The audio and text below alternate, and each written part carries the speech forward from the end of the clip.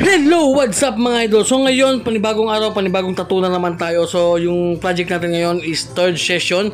So ito yung first at saka second session namin. So full sleeve project to mga idol. So ngayon, yung gagawin natin is mag-freehand na naman tayo. So freehand lang to mga idol, no? So hindi natin to pinirent. So yan. So ating ano lang yan, ating likhang isip. So yung concept nga pala na gusto ni Idol Daryl. So shout out nga pala ni Idol Daryl, no? So Boss Daryl, so shout out sa'yo. So yung gusto niya is yung parang may piranha at saka octopus. So yan, siyempre sa aking idea lang yan mga idol. Para sabi niya, ikaw na bahala. So yun. At siyempre ginawa natin ng ano yan, ng paraan para maging ano yan, maganda yung kakalabasan, no?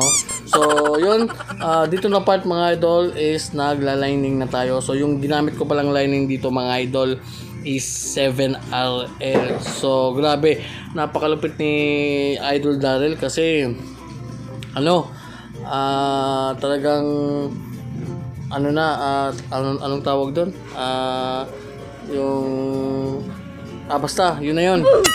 Tapos yun, napaka-relax lang ni Boss Idol Daryl, oh. So grabe, hindi ko na mabilang kung pang ilang balik niya to. Siguro mga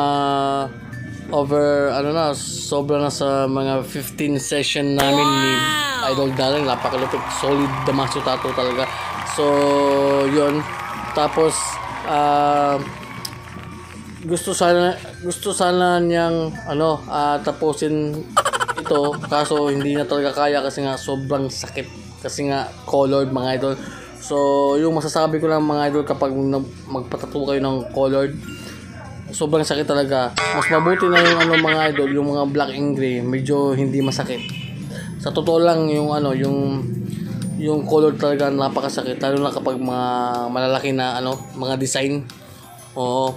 Tapos dyan na part mga idol, yung shading pala na ginamit natin is dalawang klase yung shading.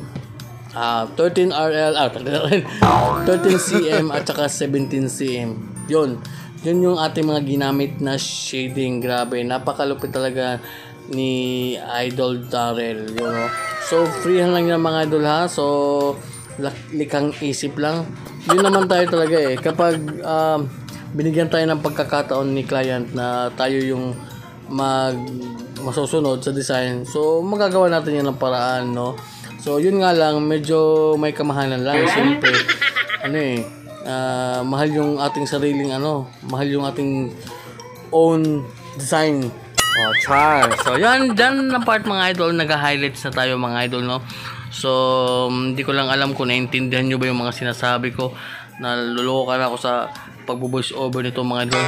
So yun, after 5 hours of session, so ito na yung aming final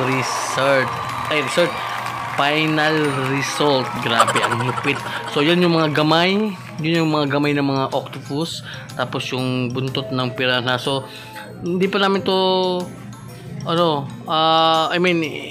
kulang pa siya. So babalik pa siya para sa aming fourth session, you know. Yan yung first at saka second session namin. Yung sa baba first, yung second sa babaw, sa itaas. Tapos ito yung sa kabila, yung ngayon na ginawa namin, yung third session. So yun, maraming salamat kay Idol Daryl. So babalik pa yan mga idol para sa aming pang-apat na session. So maraming salamat and God bless you all of us.